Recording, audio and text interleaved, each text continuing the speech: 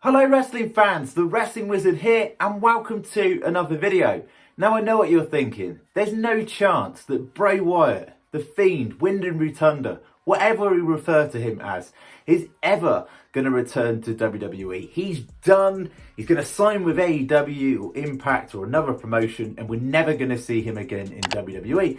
And here's where I personally think you're wrong. There's always a chance that he could return to WWE until he actually puts pen to paper to a rival company and show up. There's always going to be speculation. And we haven't seen him turn up in another wrestling promotion. All we know is he's in Hollywood working alongside Jason Baker on a horror movie, which is going to be done very, very shortly. So of course, heading into 2022, there's always the potential he could return. Many people still think that it's a work, that this is a storyline situation here, that Bray Wyatt never left WWE and he's just temporarily on a hiatus. Who knows? But in this video, we're going to go through 3 potential scenarios as to how and why the Fiend could potentially return to WWE. Number 1. Now this would be the most popular choice, I think, out of the lot. He returns at the Royal Rumble and wins the Royal Rumble. That would literally be a dream case scenario. And to make it even tastier, Alexa Bliss also returns at the Royal Rumble. And those two run havoc in WWE, win the main event titles. Alexa Bliss gets her revenge on Charlotte Flair at WrestleMania and takes that title. And the Fiend gets his revenge on Roman Reigns. There's always potential. It could happen. I know it's a long shot. It's probably never going to happen. But there's a 1% chance, right? So we can talk about it. Another interesting scenario.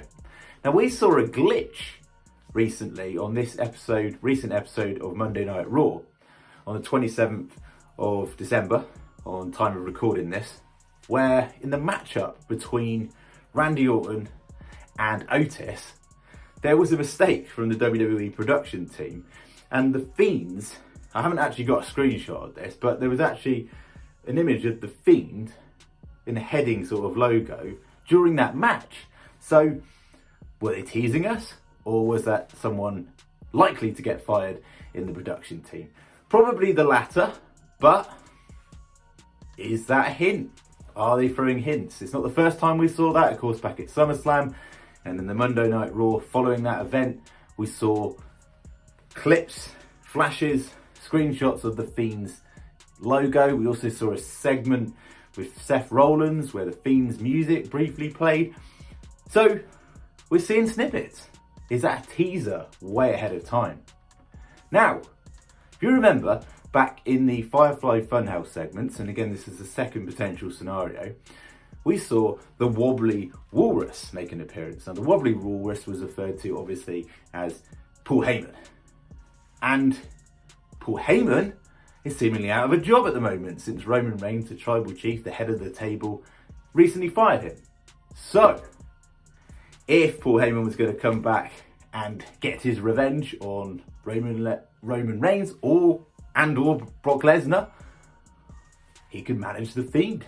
Imagine him as the manager of the Fiend, Paul Heyman and the Fiend, and that would work because seemingly what we saw is true. Bray Wyatt was released from WWE. We only now see this evolved version maybe of the Fiend in a new light with Paul Heyman as his mouthpiece. That would be absolute fire, intimidating, Paul Bearer kind of Undertaker vibes, and I would dig that 100%. So of course this second case scenario makes sense. And it could all be set up for day one. And WWE have made it no secret that something big, something shocking is going to happen at that event. Now, I personally think it would just be a Paul Heyman betrayal of Brock Lesnar. I actually think it's all a hoax and Roman Reigns is too smart. He called Paul Heyman's bluff. And then Paul's gone, do you know what? I can negotiate. Let's fake this whole breakup. And then I'm going to pick you, my tribal chief, and ultimately do the dirty on Brock Lesnar. And then Brock Lesnar is that chaser, that chasing champ heading into WrestleMania, wins the Royal Rumble, takes on Roman Reigns. That's more than likely. However, the Fiend could show up at day one. What a way for WWE to make a statement heading into 2022. Literally, on day one, you re-debut The Fiend with Paul Heyman as manager. I know this is absolute fantasy talk, fantasy booking, but stranger things have happened, such as Goldberg beating Bray Wyatt, The Fiend, when he was massively over, when it made no sense. Now, and the third scenario, the third one that obviously can't really be missed, is getting revenge on Randy Orton. Randy Orton burnt The Fiend alive, for crying out loud, and won on the grandest stage of them all via an Alexa Bliss distraction. So he could actually get revenge on one or both of those.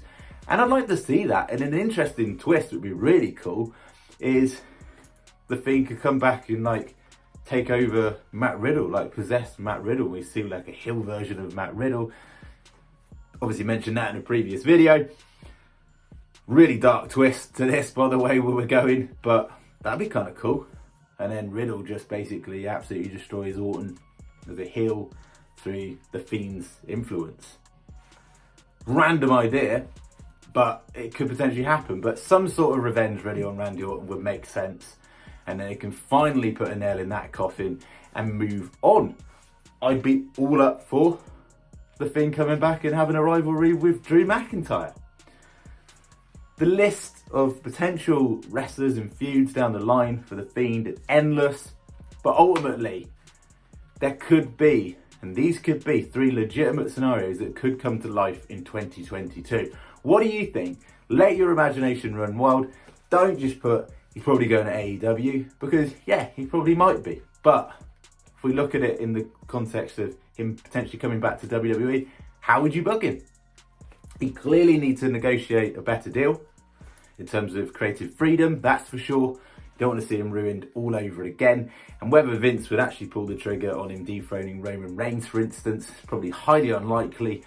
But as I said, stranger things have happened. So get in the comment section, share your thoughts and opinions. How would you like to see The Fiend rebooked if being the operative word, he did return to WWE? It'd be awesome to hear your thoughts and opinions. Thank you so much for watching the video. Be really appreciative if you could like the video, share the video, subscribe if you're new, and we'll see you in another video.